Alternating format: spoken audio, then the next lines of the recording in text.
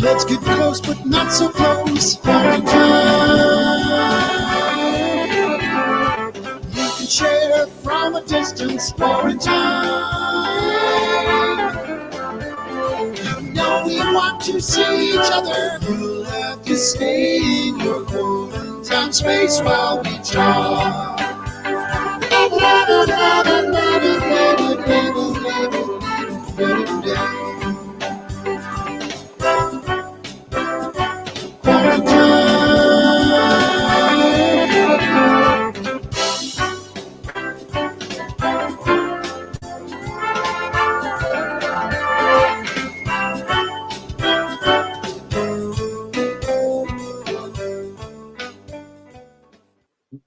Franklin Roosevelt. Welcome to episode 6 of Quarantine.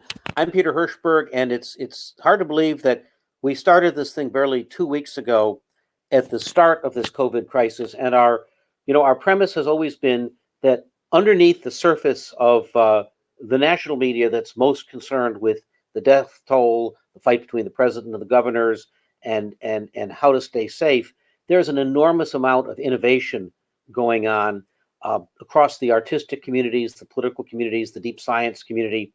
I don't think we've ever seen such a self-organizing call to service as we've seen in the last few weeks. As I check in with friends of mine who are entrepreneurs or social activists or first responders or kind of you name it, people tell me they've never been busier. They are at home and they've never been busier. And in many ways, what people are at work on are new forms of changing media and new forms of response. And that's what the show is about and what today's episode is about. We call this edition of the show a call to action. In many ways, it's a furthering of some of the things we talked about earlier. One of our first shows, Dale Dougherty was on, who was the founder of the Maker Movement.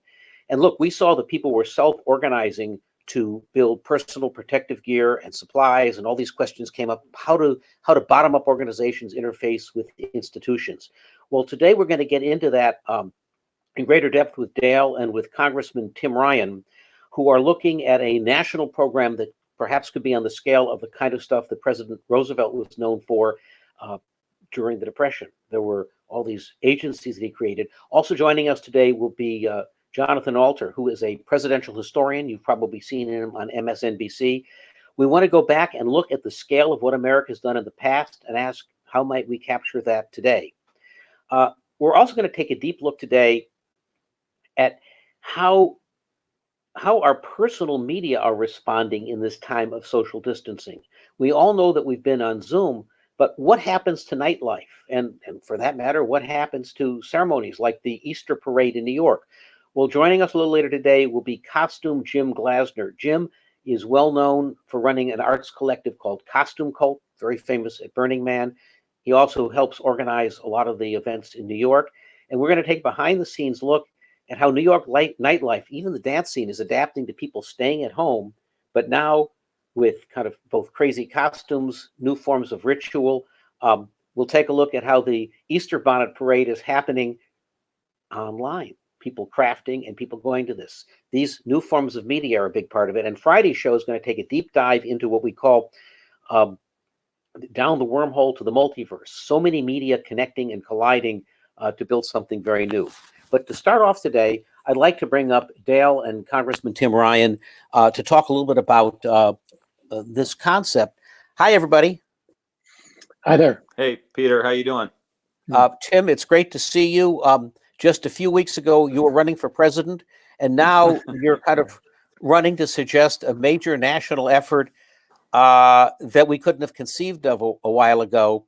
And Dale, what's interesting here is we have on the screen Mr. Bottom Up, Mr. Self-Organizing, Maker Movement. But you and I worked together on projects in the Obama administration, and the tension was always, how do we take all of this energy but hook it up with the will and the structure of the government? And we have Tim, who became part of this very early because you're from, your district is in Ohio, right? Yeah, Youngstown, Ohio, which became the first manufacturing innovation center that President Obama put together, public-private partnership.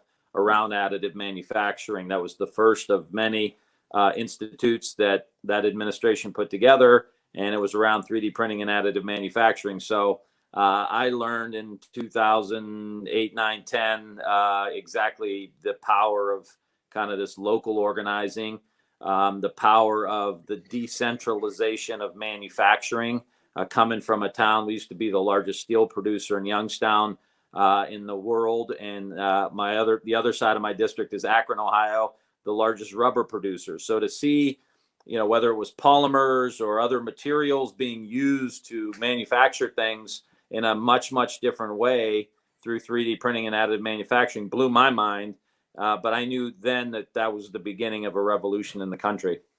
And Dale, what we're looking at here is not just maker in the literal sense of we're going to manufacture new things, but maker in the sense of civic engagement and participation and pluralism. So perhaps you could share with us the evolution of an idea. 2 weeks ago when we spoke, you're like, if plan A is government and plan B is industry, maybe plan C is all of us. But now you've come up with something that you and Tim call the Civic Response Corps. So share with us what Sure. that might be. Sure. Well, after I kind of came up with Plan C, I thought that really the C stood for civic response. For the that this bottom-up effort that I'm seeing across the country and really across the world of makers connecting, collaborating, and taking, on one hand, collaborating globally, but applying these solutions to problems in their own communities and working across those communities in ways that I don't think we've ever seen this really happen before. It is highly unstructured, but it is something that's developing a kind of self-organizing structure over time. And I think it's actually, what I'm kind of proud of is we've, in a sense, spent about 10 years building a kind of maker infrastructure through maker spaces and fab labs throughout the country here. And sometimes they weren't well understood or fully appreciated. But the COVID-19 crisis has just been a call to action for makers to step up and figure out what they can do to help solve the shortages of medical supplies and equipment, in local hospitals and other places in their community. Tim, this concept of a national program that both supports people making things, but this is also kind of a form of national service. You're envisioning something here that feels like an order of magnitude or so bigger than the forms of civic service we have now, because we want to unleash a lot of capacity and retraining that we've not tapped and that we knew we had to before this crisis, but now there's kind of this fluid moment of possible change. Yeah, and as we stated in the op-ed that Dale and I put together, this is not like, oh, we're going to wave a magic wand after the coronavirus and everyone's going to have a 3D printer and we're going to just start printing stuff. It's what Dale was talking about, the civic spirit of connectedness, which is the essence of civic spirit, being connected emotionally, economically, in around a certain set of values and ethics that we all agree on. There's that part of it. And then there's the idea that we have to build this out over time. I mean, when you think about retraining, when you think about our education system, when you think about our healthcare system, really with, like you said in the intro, Peter, when you peel the onion back from the number of people who have coronavirus and how many people died and how many tests there are, what's happening are some really big shifts behind the scenes. You can have a conversation with someone in the medical field about telemedicine. You can have a conversation with someone in the education realm talking about digital learning and distance learning, and really it's really exposing the digital divide in our country, where kids are literally driving to a high school parking lot to be able to access Wi-Fi.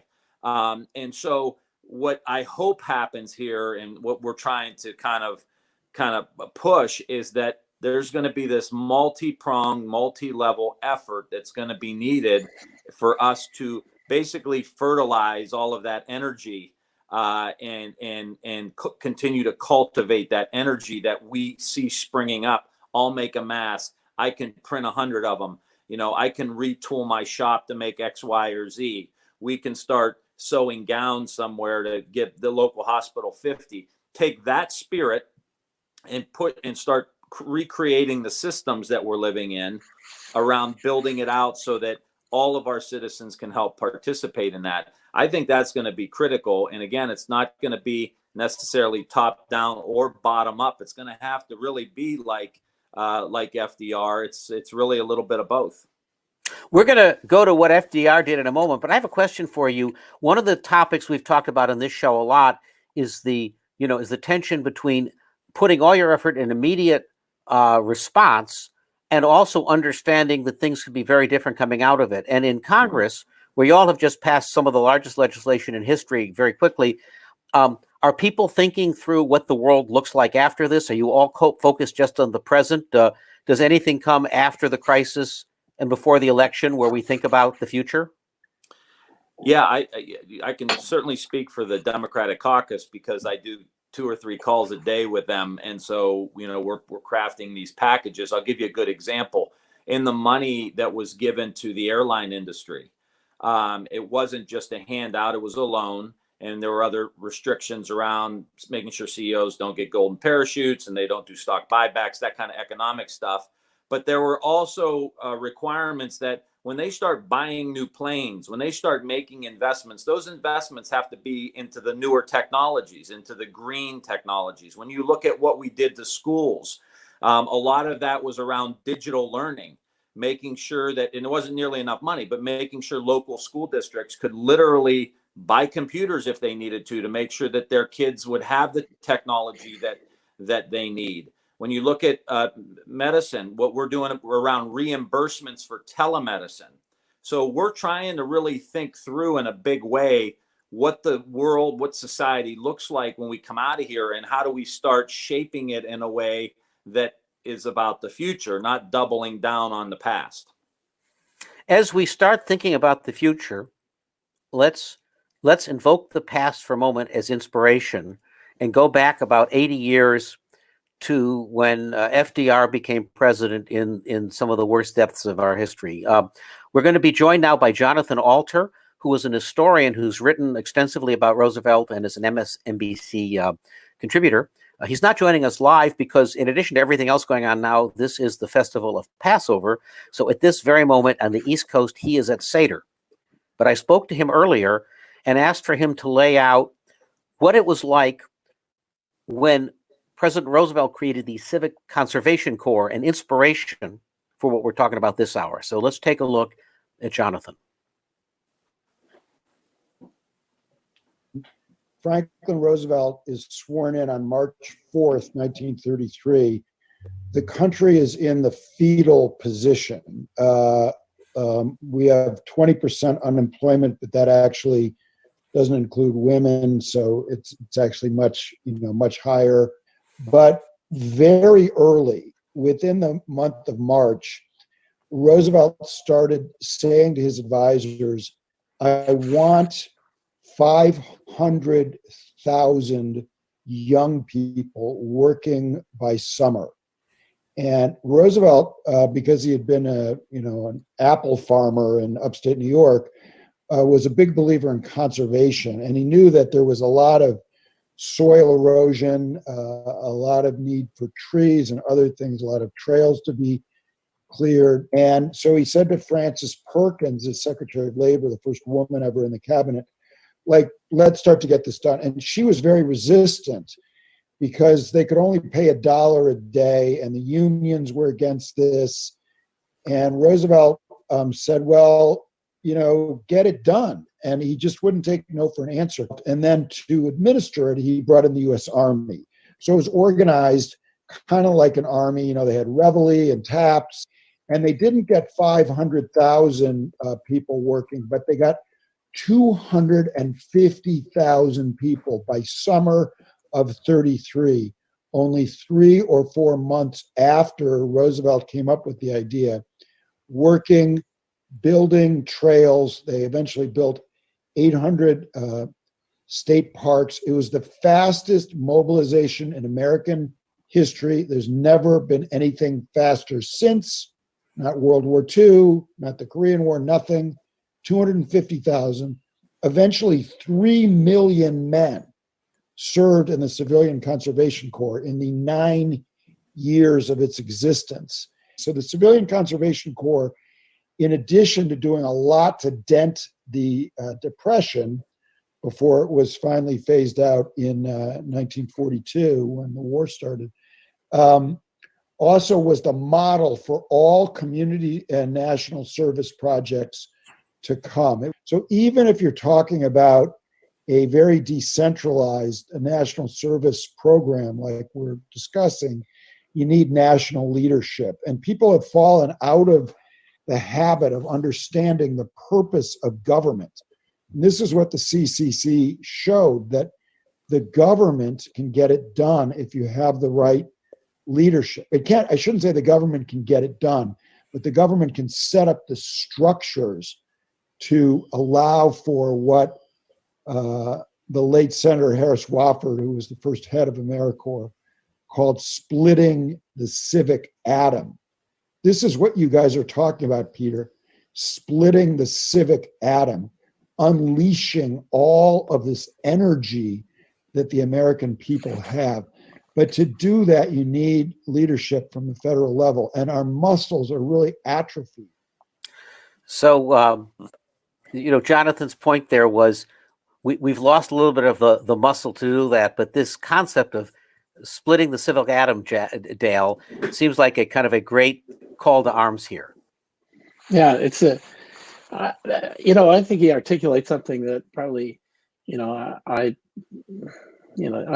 wasn't thinking of necessarily in putting this out here, but I think we need leadership at the federal level that understands the power of civic engagement, and cultivates it and grows it.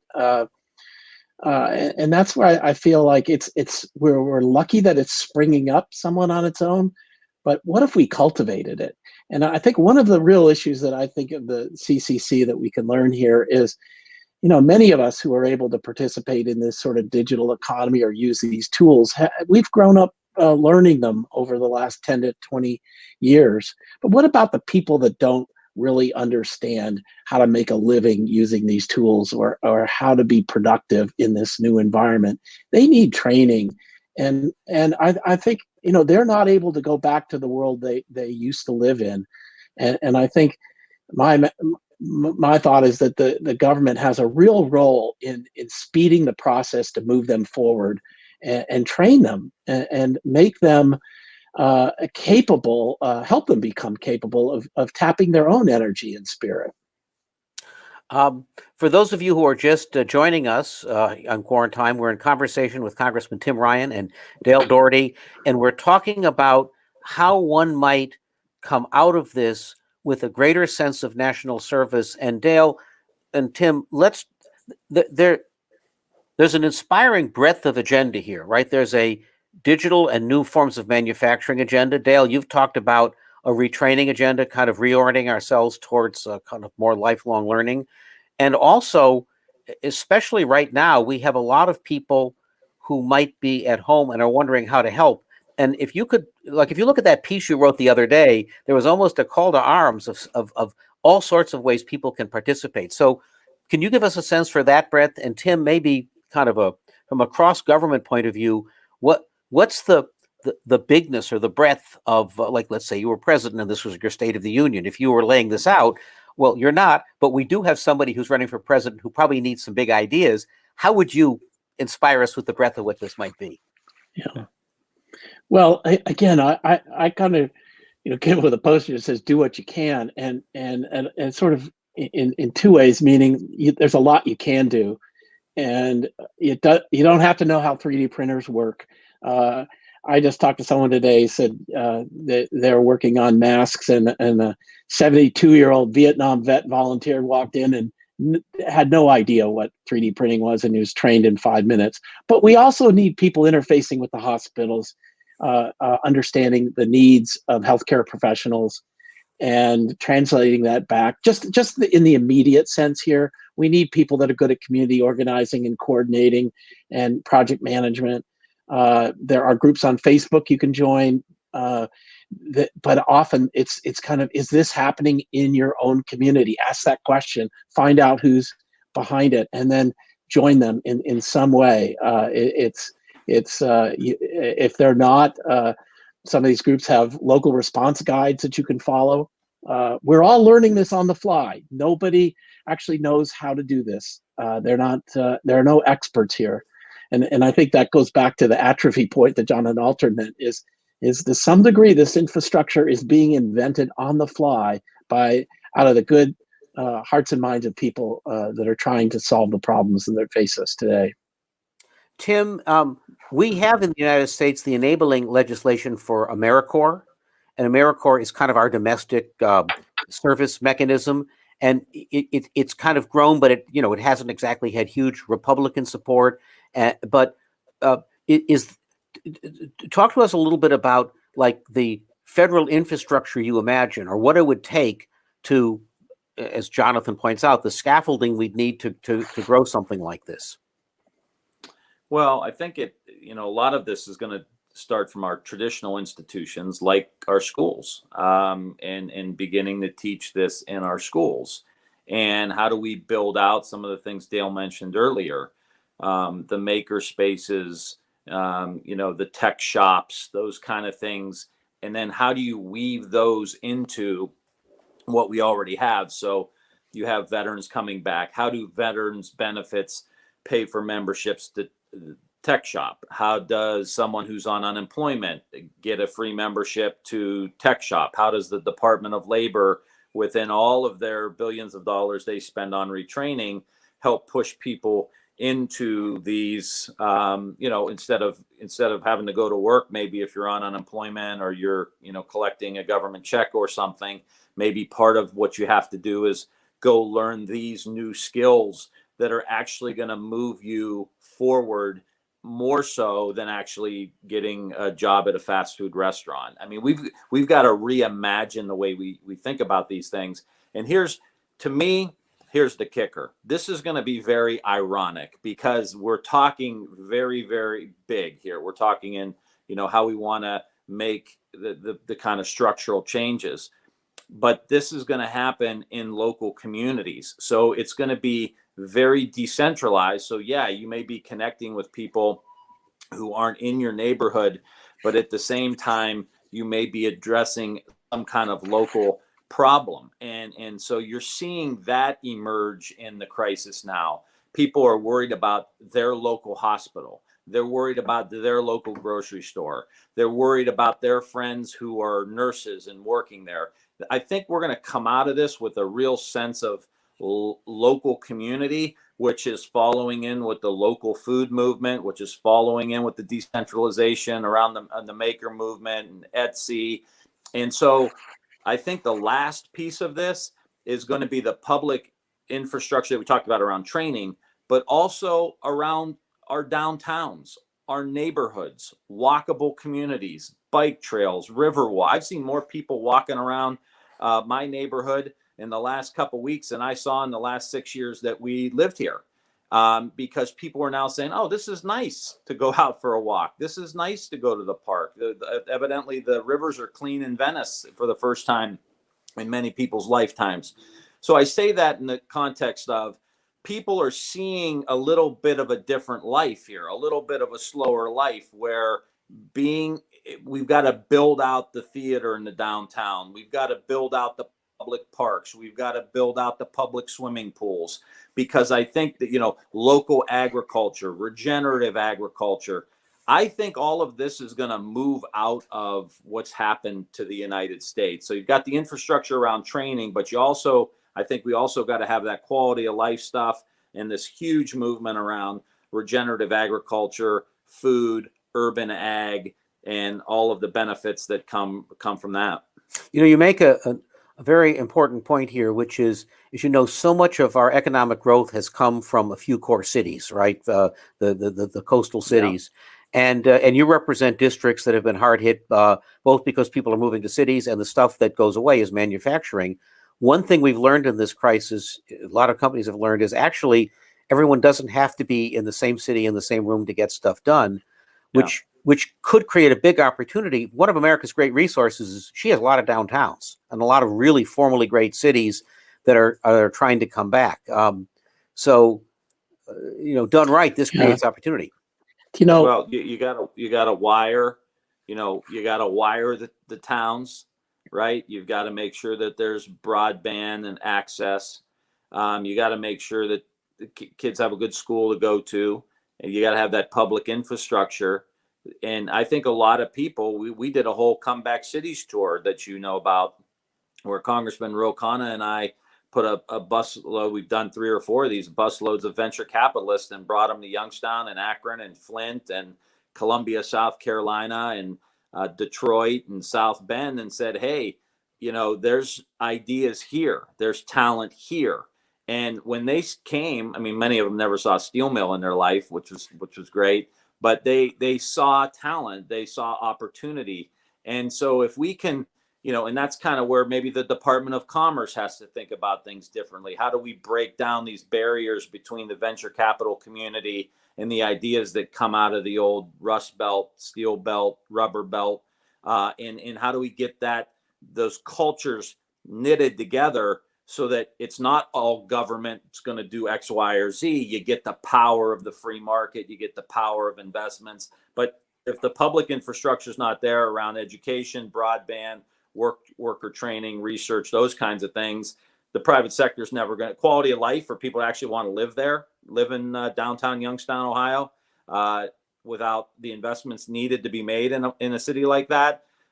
If we do it, kaboom. You want to talk about unleashing the energy. I think we could have a hell of a run. All right. What we're going to do now is going to bring another segment from Jonathan Alter on this whole question of what does it take on a federal level and on a private level.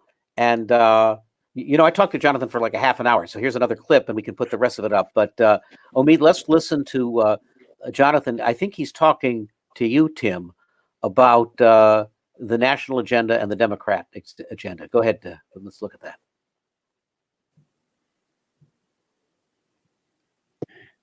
So I think the first thing that has to happen is dramatically expanded national service opportunities. And that's what we're talking about here, national service. Each one of these things that is done at the local level, whether it's DIY, caregiving, whatever it is, it's in the interest of our nation. And the only way to build the concept is to make it seem as if, in the same way that we're saying our doctors and nurses and other frontline folks in this crisis, we're comparing them to soldiers rightly.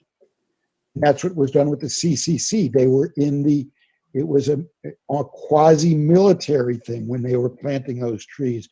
The new idea we're talking about doesn't have to be quasi-military, but it does have to be in the larger interest of our nation, that we're pulling together to build a better America. That's the only way that you can drive this. You have to have a new patriotism that is connected to this, or it will just wither like many such efforts in the past. And for that new patriotism, you got to get it on the Biden agenda. So if people want to organize to do something, right now, what I've heard from sources inside the Biden campaign is Biden's attitude is, yeah, national service, it's great. But that was a Bill Clinton thing. And actually, Obama had this reaction too. He was not going to get too identified with it because that was AmeriCorps was Bill Clinton's. Well, people have to tell Joe Biden and his people, where is your really ambitious national service proposal? And then when he says, I want 1 million people immediately in my first year, 2021, I want an additional 1 million people in AmeriCorps. Then once you get that going, you get that through Congress, get those slots authorized, then you and this new movement can take that to scale and build on that scaffolding and create a movement where we have 10 million. But first, you got to get it on the national agenda of something to be done. And that there's only so much burbling up that can happen with that. That's just raw politics. Like, hey, Joe, we're happy to contribute to your campaign, but where's your frickin' national service proposal? All right, Tim, we'll throw it to you for a reaction here. Let's tee him up. I love it. I love it. I got a little goosebumps going up my back. I couldn't agree more. I think it's got to be big. It's got to be multifaceted. That's why I was so excited to write the op-ed with Dale. And again, like when you're talking about it, it has to be a little bit of everything. It's got to be, how do we convert from industrial farming to regenerative agriculture?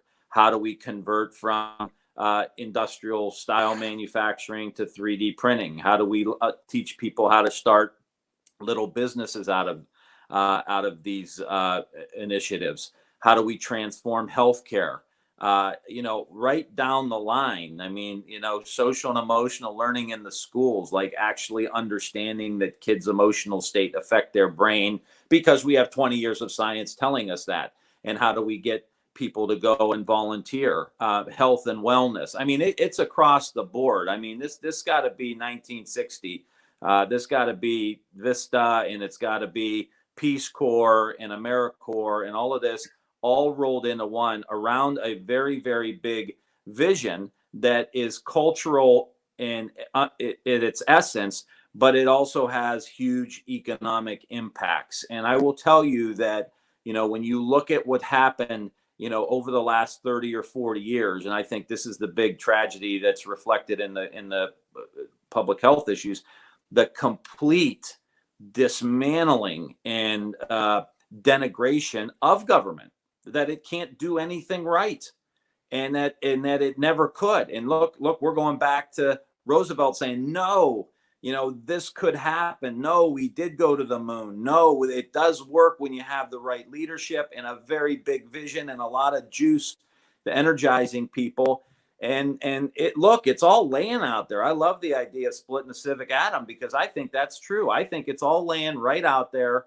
And we need the leadership at the federal level to set the tone, make the investments, and it'll take care of itself. I really believe that. Yeah, if I could just add to that, I think, we are experiencing the failure of our institutions right now.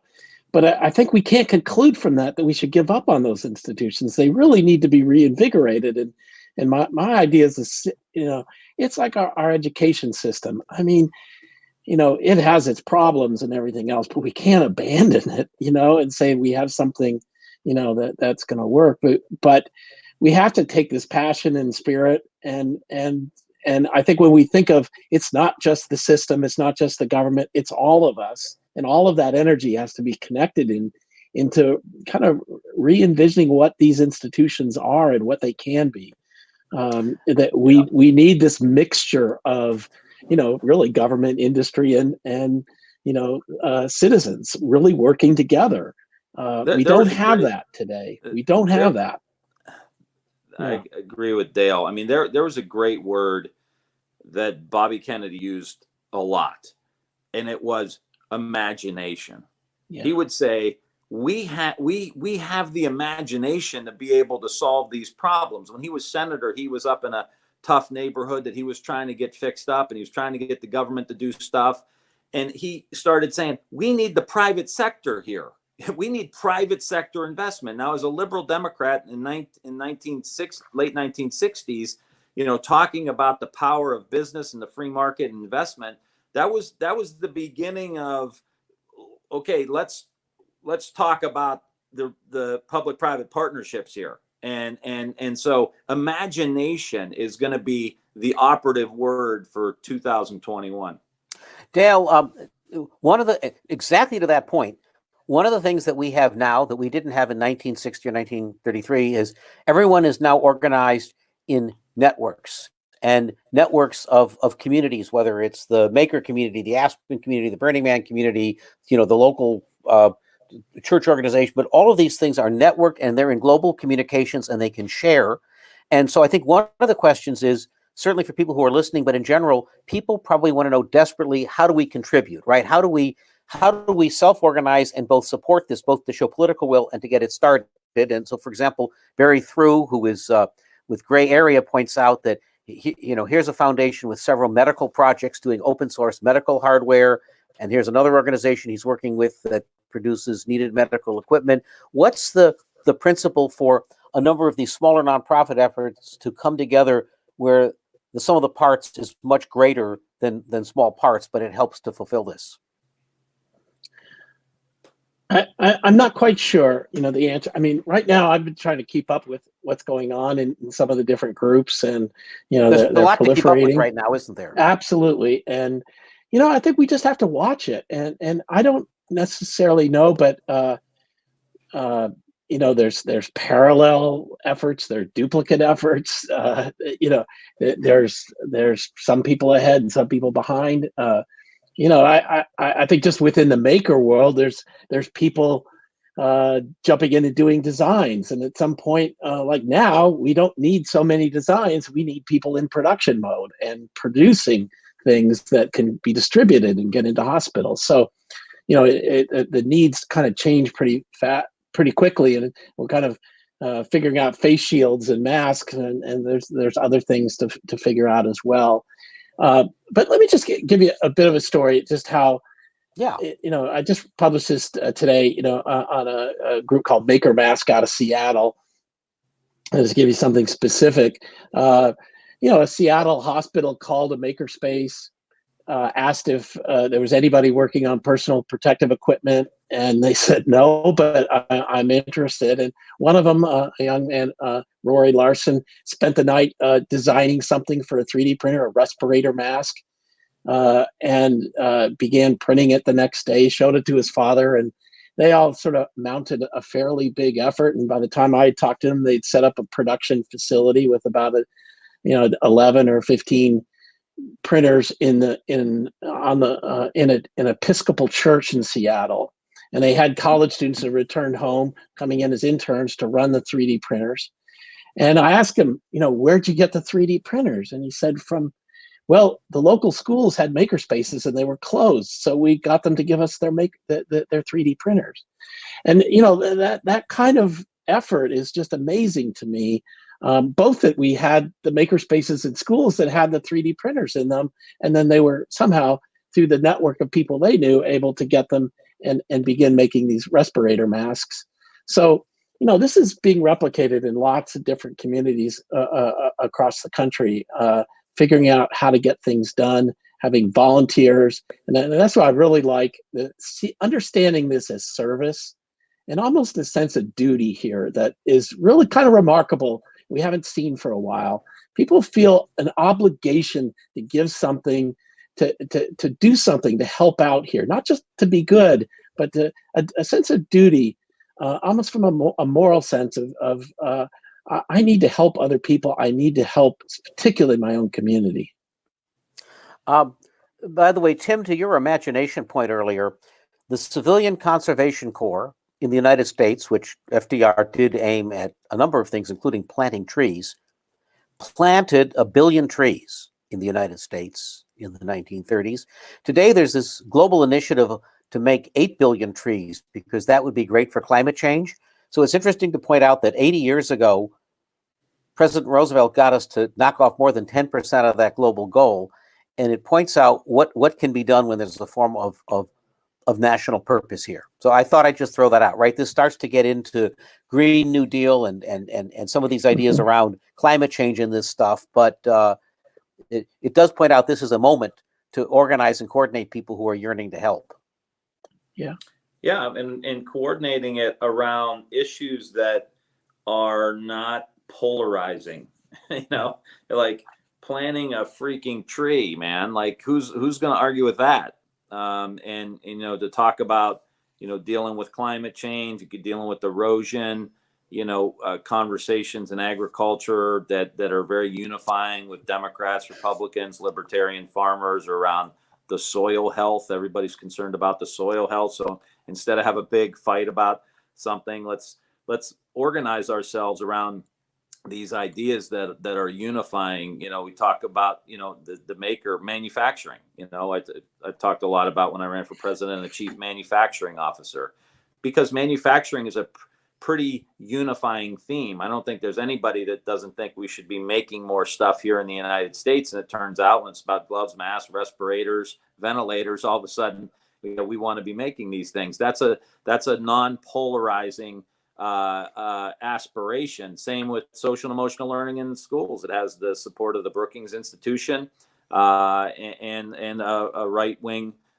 institution too that also supports it as well. And so how do you move forward on these issues that are big and exciting and aspirational, but geez, Pete's doesn't just drive a wedge down the middle? And I think that's what Dale's talking about, getting to the civic values, getting to these issues that really are unifying, about community, about helping the local restaurant that's closing down and going out and buying some food from them, because that's what you can do. And, no one's asking. I had a guy call me today to make masks. I didn't ask him if he was a Republican.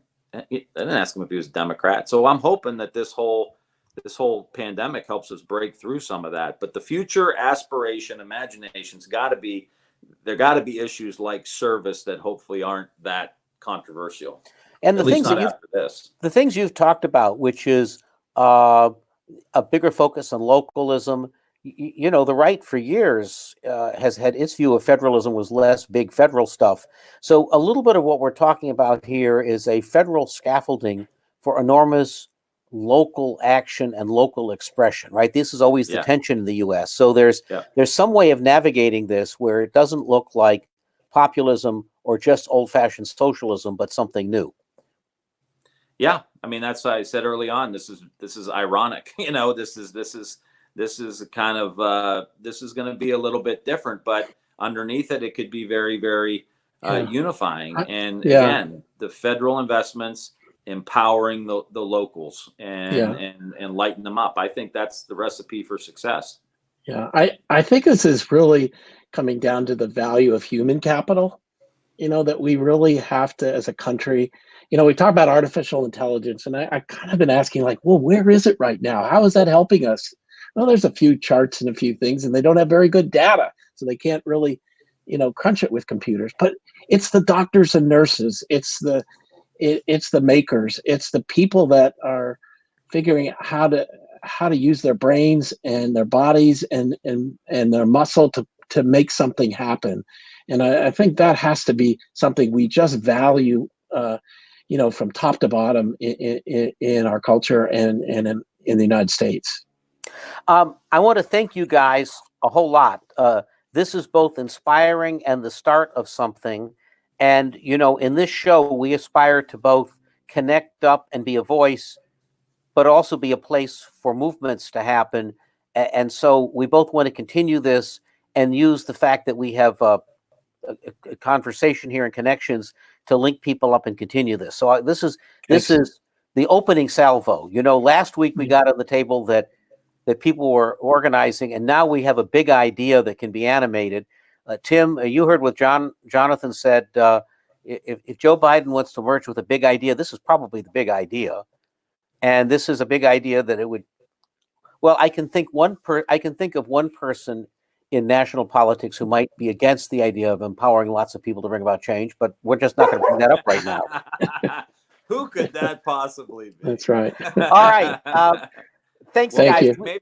Maybe we'll get the vice president to come on your show. Yes. We can make all sorts of jokes about that. But we won't right now, because now we are going to go on to costuming, and we are going to go on to human expression. And Dale, you'll love this, because this is another expression of the maker movement. But if you looked at what's gone on the last week, as everybody has stayed at home, the question as night falls is, well, what about a dinner party? And we used to go out. Remember when we used to go out in the evening to go dance or whatever? Well, it turns out that the community is adapting to this. And I want to bring in now Jim Glazer, known to the world as Costume Jim.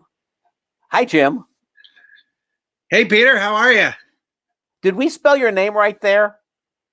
Yes, you did, or at least it's correct right in front of me here. Okay, good, good. Well, I want to make sure we got that right. So you and I met because at Burning Man, you run Costume Cult, and you have a kind of an arts community in New York. Mhm. And what has happened in the last few weeks is, as people have gone on their Zoom calls, they have been crafting and they've been putting on outfits because, as a way, this is almost as a way of self-care. You want to express yourself and have fun, and you've been chronicling some of this. So perhaps you could just give us an overview of like what it's been like when the community that generally goes out stays home, how you see them using Zoom differently, and then we can get into the specifics of the crafting community, the Easter parade that will happen with bonnets from indoors, and nightlife. It's definitely a weird time, but we're in the middle of such an innovative, creative community that many people are rising to the occasion like I've never seen before. Yes, we're very used to going out. We love to play together, but creativity is a mindset, and like they're saying, that if the world gives us lemons, we're going to make some beautiful lemon pie, and that's what we're doing. Can you tell me about the Easter parades, the bonnets, and the crafters? So our community is partially about Burning Man, partially about things like the Halloween parade, Mermaid Parade. New York has always had a very creative subculture. And pretty much every month there's something big or interesting to do, public events, also a lot of parties. And the Easter parade would be coming up on Fifth Avenue on Sunday. It's a wonderful event. It's more of a promenade than a parade, where they close down Fifth Avenue by St. Pat's Cathedral, and people just walk up and down with, beautiful Sunday dress and also some of the craziest hats you'd ever see. And because this institution of ours is down, a number of people are rallying to put a large Zoom hangout together with as many as 500 people. We're really looking to test how many people we can get involved in such things. Now, something like this starts, of course, with having to build our costumes, build our hats. So let's run this. This is footage from a bunch of crafters who were preparing for this. So can you tell us what we're looking at now as these people get ready for your big virtual event? Well, this is the Glam Squad. It's friends of ours associated with Costume Cult who are very glamorous. And this is what they look like when they're just hanging out. So they're getting ready for the Easter parade. And this is maybe a third or a quarter of the Glam Squad. And they're putting together their hats and their outfits. Right. I mean, what we have here is collaborative crafting, which is people, normally would get together in a makerspace or something to go do all of this. They're at home, but a form of community has been kind of reinstantiated here, and a form of fun. How long did it take for all of this stuff to evolve? And then, and then what's the plan for the actual parade itself, or the online mechanism for it? So a friend of ours named Paul Nagel is with the Stonewall organization, an LGBTQ nonprofit. And his organization has already been experimenting with smaller scale dance parties. But Paul is a big cultural leader in New York and really loves interactive or participatory culture. So we've a number of us from Costume Cult are collaborating with him.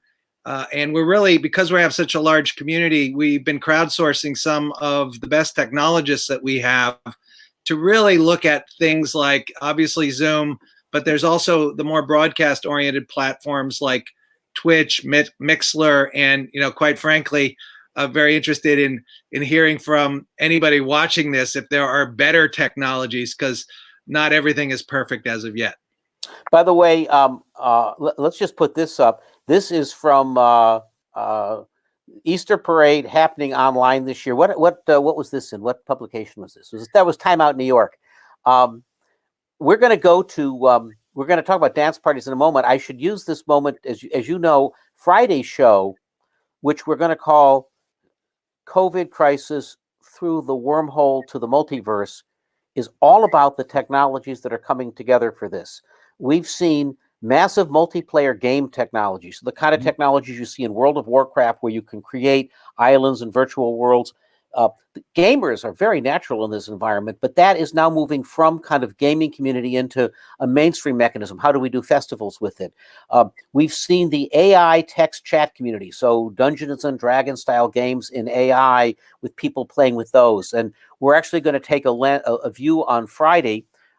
Scarlett Lamar is going to join us with an initiative that took place in San Francisco just over the weekend that had hundreds of people involved in multiple rooms. We're going to talk to a woman who's with the Gates Foundation, but previously did product development at Amazon, and she's going to show us a lot of technology, and that's going to be co-hosted with Barry Through, who's the chairman, or I'm the chairman of Gray Area, who's our executive director. So we're going to take a deep dive into that. Let's take a look now in the world of nightlife. You know, I was sitting here last night thinking we used to go out at night, and there's no better example of New York nightlife than the House of Yes in Brooklyn, which is a wonderful dance club and burlesque club and completely creative. And you've brought with us some video from your friends and Elon, who's a good friend of mine, who's over there, on what are the dance clubs doing? So I'm not sure what all of them are doing. We tend to hang out in our in venues connected to our subculture, as House of Yes is, and they really have been a major part of costume culture in New York. They're out in Bushwick, and they were the first to start putting up these large scale events.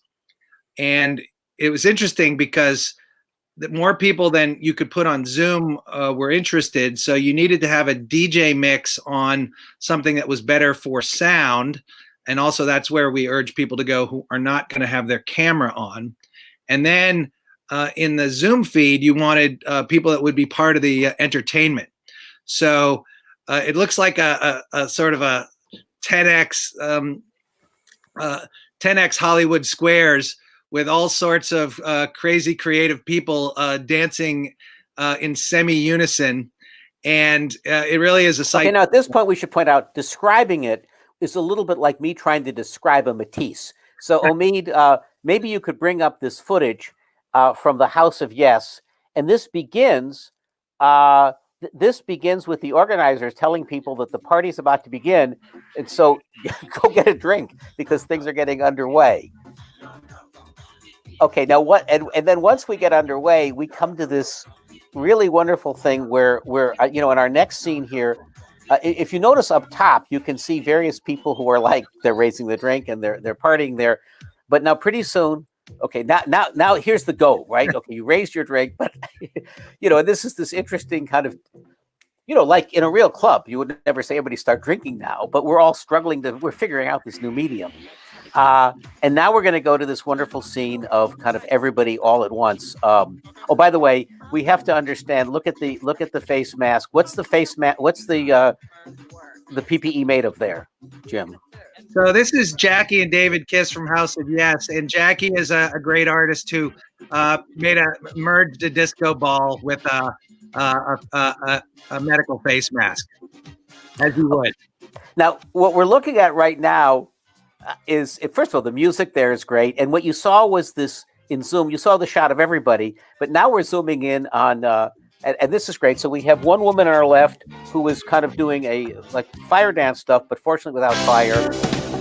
Oh, and if you could hold that, Omid. And then on the right, what you saw was a woman on her phone. So who were those people? And I thought what was interesting technologically is you had the everybody shot, and then you had everybody doing their own thing, but it was connected. Well, Tegan and Susie are roommates, so they don't need to social distance. They're costume culters who pretty much look like that all the time.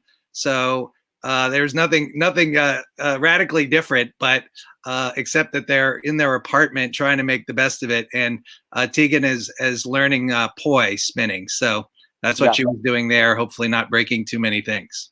Jim, what events can you invite people to?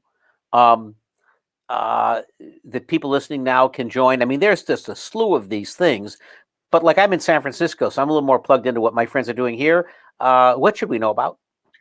So that's thank you for that, because all these groups are basically going national in a minute, because everybody can get involved now, and we're looking forward to that going forth.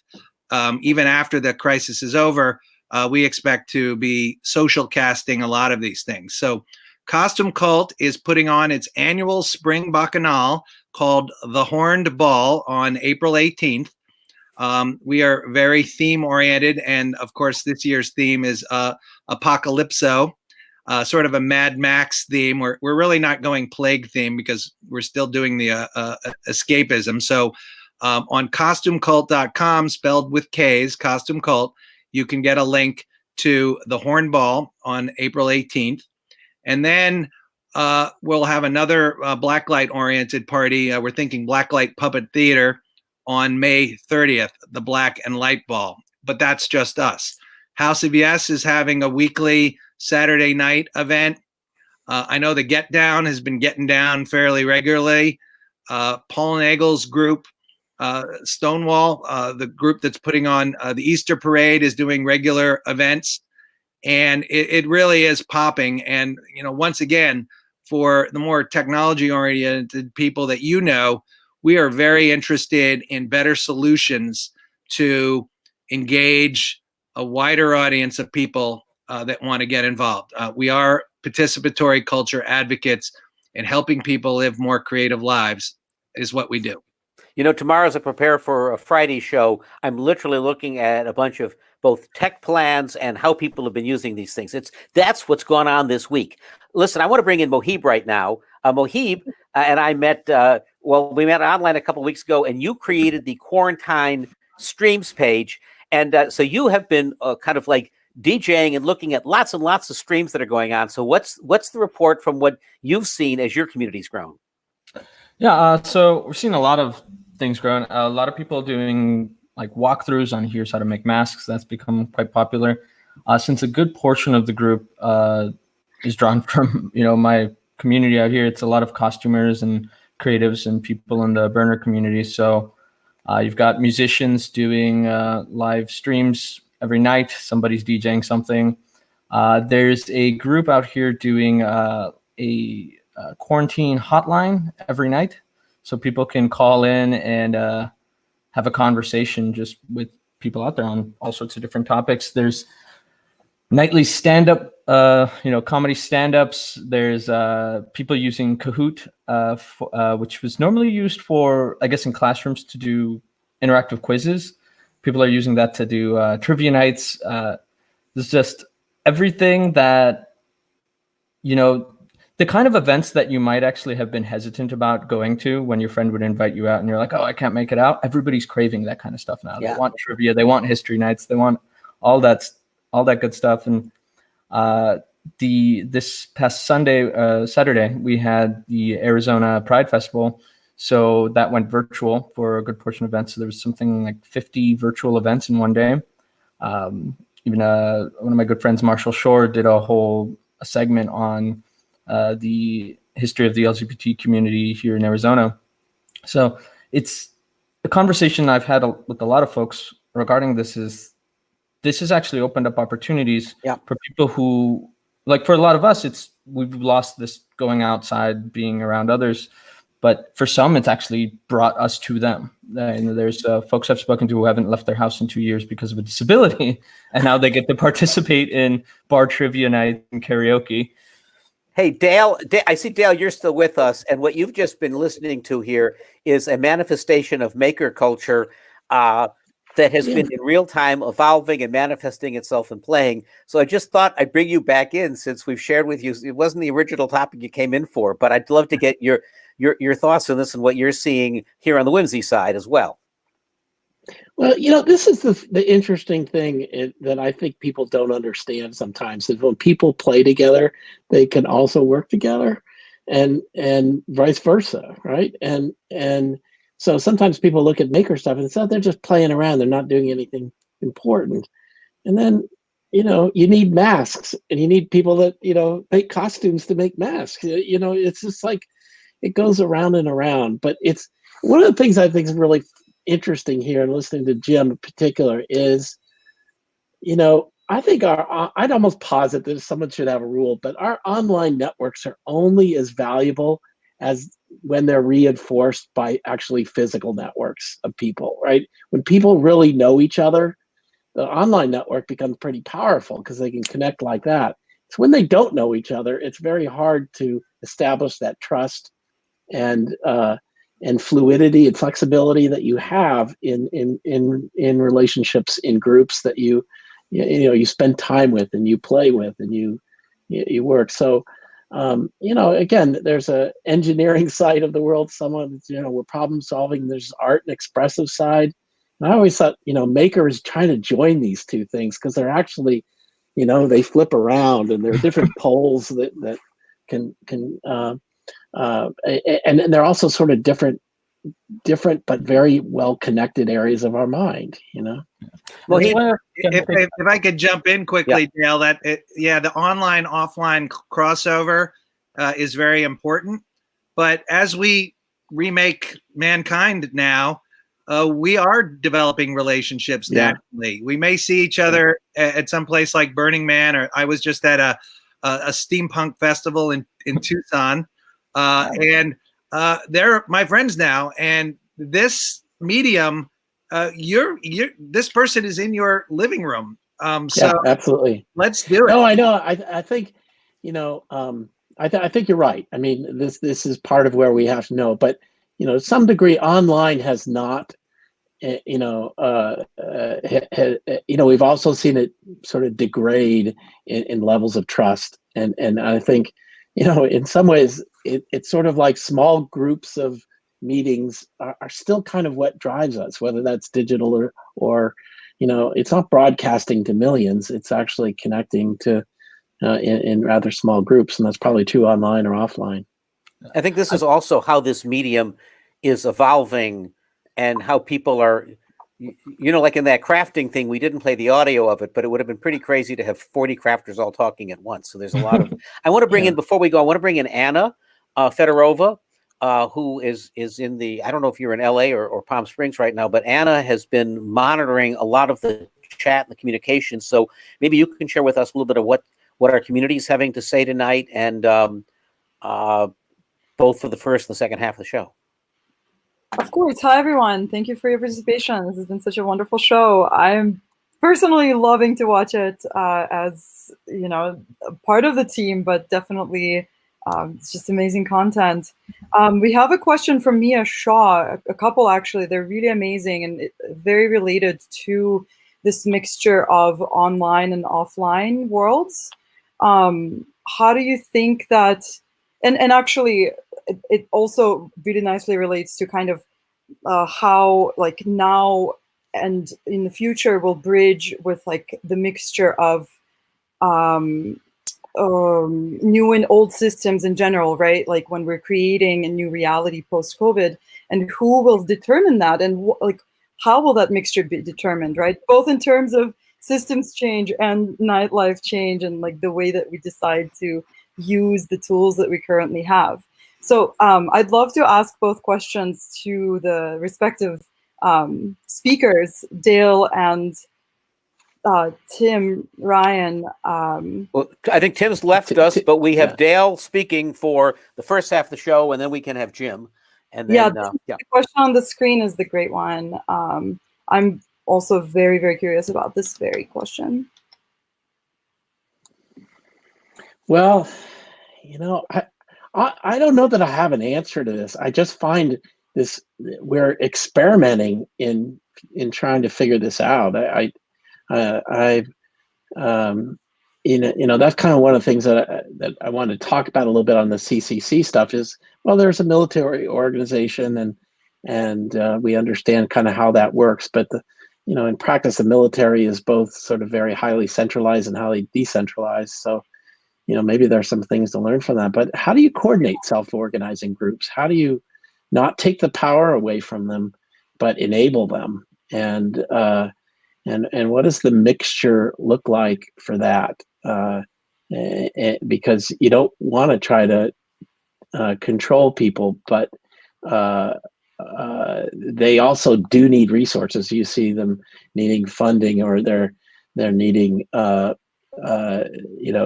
kind of like a government agency to do something on their behalf that would help scale their efforts. So but to that point, Dale, one of the comments that came in from Barry Through earlier, exactly to that, is he mentioned all these self-organizing medical things, but then he said the biggest problem is access to materials, not just having a means of production. Yeah. Well, of course, but that's part of it. I've written, kind of what we're challenged with right now is supply chain. The supply chain is broken, and that's true of industry as well as sort of the maker things. As I wrote one piece is around the ventilators. If you get GM making ventilators, they're going to go out and source the same parts that the ventilator manufacturers are trying to get, and you end up with components missing in all the ventilators. So you just can't finish them. So materials is it's kind of an interesting thing. I was working on that today. There's like in 3D printers, there's two types of filament. Traditionally is a PLA.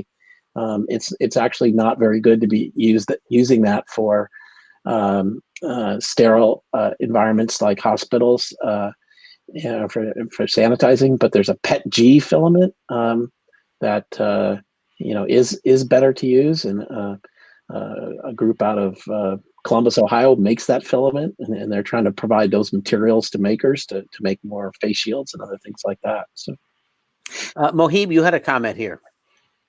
Yeah, in terms of like what the future will look like after all this, I think communities should take a look back at how hackerspaces and makerspaces have organized themselves. In a lot of ways, I've looked at that as kind of the ultimate experiment of a totally inclusive and independent space, where like the main part of any space like that is you empower every single member of that community as an owner of the community, where they have just as much right to reconfigure things as anybody else.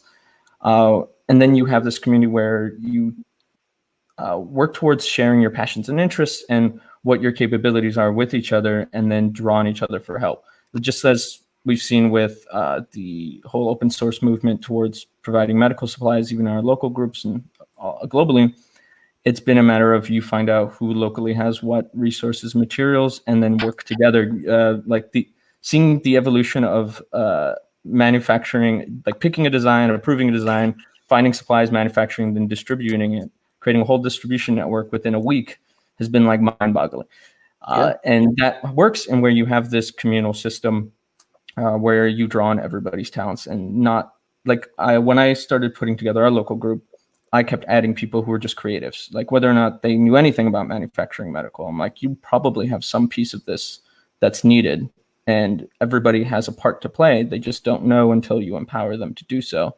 This was the same principle that I applied with the Quarantine Streams group, where I tried to model it after as if it was a hackerspace. I said, hey, come here, share your content, your streams, your cooking, your creativity, your music, your parties, whatnot, and self-organize. It's ultimately at the end of the day, as long as you empower those people versus making it feel like it's gated. That's kind of the problem what's happening with our government right now, where resources and things aren't happening the way they should. So communities are self-organizing. States are saying, we'll deal with this ourselves.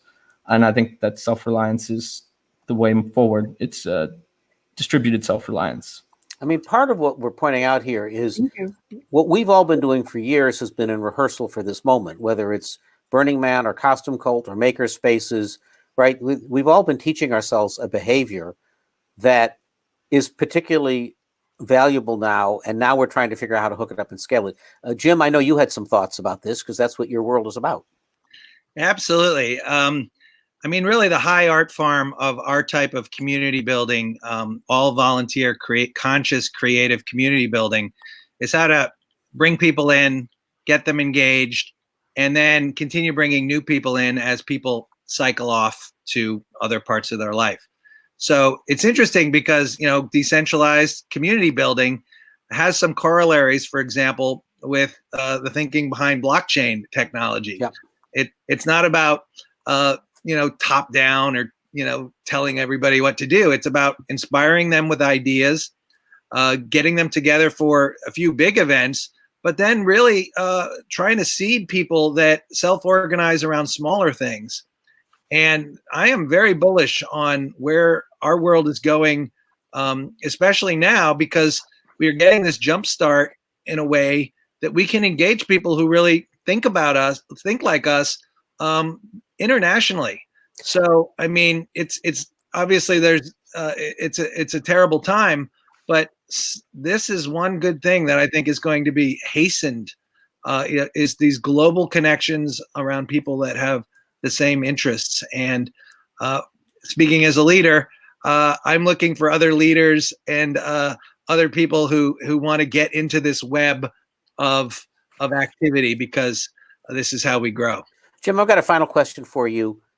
When the all clear is sounded and we go back out at night, will we go back to what we were doing before, or is there something about the behaviors that we're doing now, these different forms of Zoom, immersive entertainment, such that will stick with us, and our leisure will be different?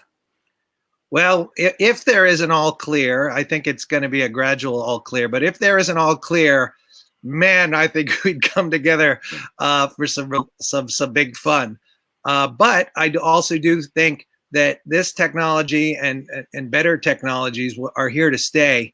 And even in our live events, I see there being Zoom rooms, or whatever we're going to call them, where we can engage people globally. Because, like I said, this is a big benefit that's going to come out of this. I want to thank you all for joining us today. This has been great, and I don't want to keep anybody too much into overtime. As you know, in our next show on Friday, we're going to go into even greater depth on this whole question of the next set of tools in the immersive world that exists out there. And, on this whole business about what sticks next, one thing we're seeing already in kind of as education people go online is you can get a much bigger audience. At Gray Area, we put our education programs online this week. And then we immediately wondered, why do we make everybody come to a classroom? Because we're picking up a global audience. There's a flip side to this.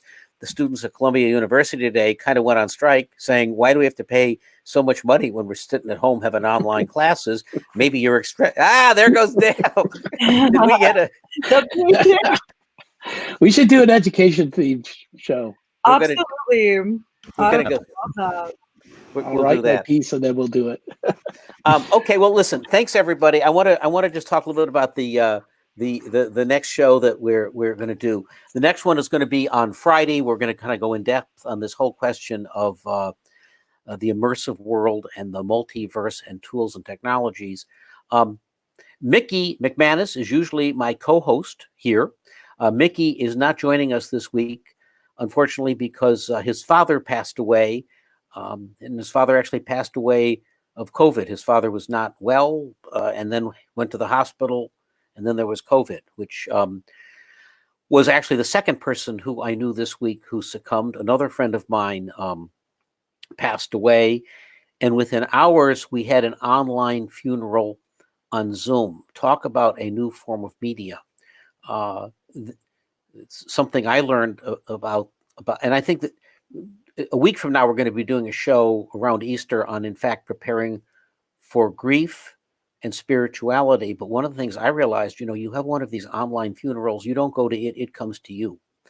And there's an intimacy. When you often go to a funeral, you have lots of private conversations with people. Here, it's like a stage, everybody's taking turns.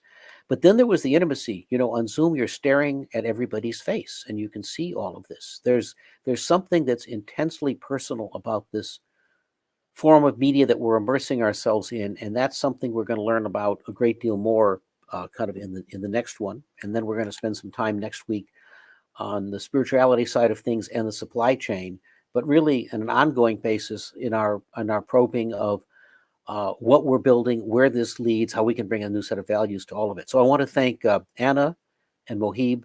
I want to thank Omid, who has been calling the show. We figured out all this distributed way of kind of working together, where you have a director calling the shots one place, I'm here, and guests are somewhere else.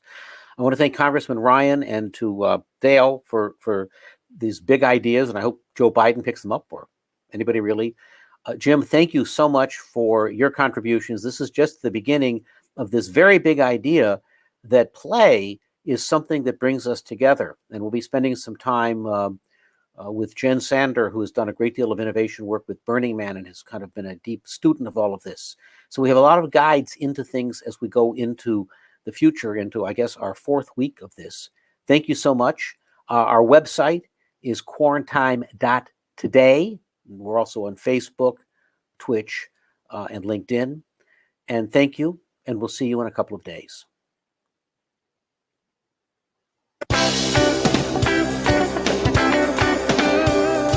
Let's get close, but not so close. Quarantine.